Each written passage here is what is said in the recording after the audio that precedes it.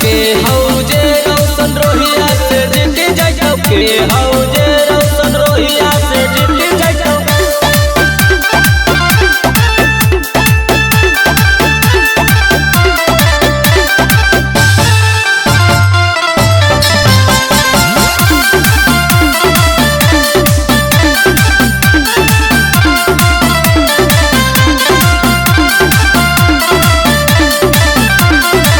बच्चे से हक खलनाया टिकन बाबू है विधायक करो है बाबू रंगदारी रे पड़ल है सबका पभारी रे। बच्चे से हक खलनाया टिकन बाबू है विधायक करो है बाबू रंगदारी रे पड़ल है सबका पभारी रे।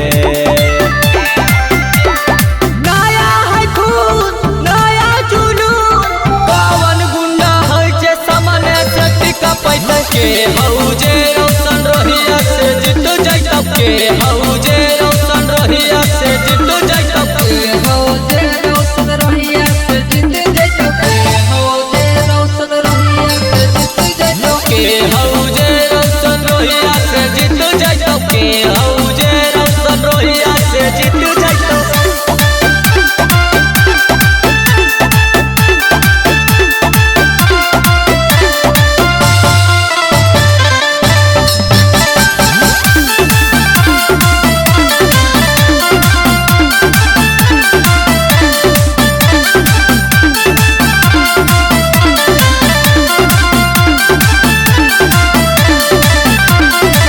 खोजो है पुलिस प्रशासन चलो है रोहिए के साथ हकई बंदूक सफलायर रे करो है दिन में फायर रे।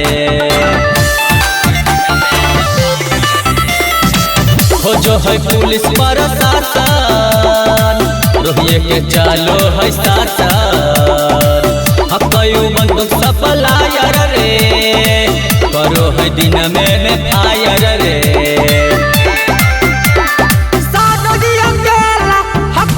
बढ़िया बढ़िया गुंडा ओकरा सामने भी झुक जाइतो के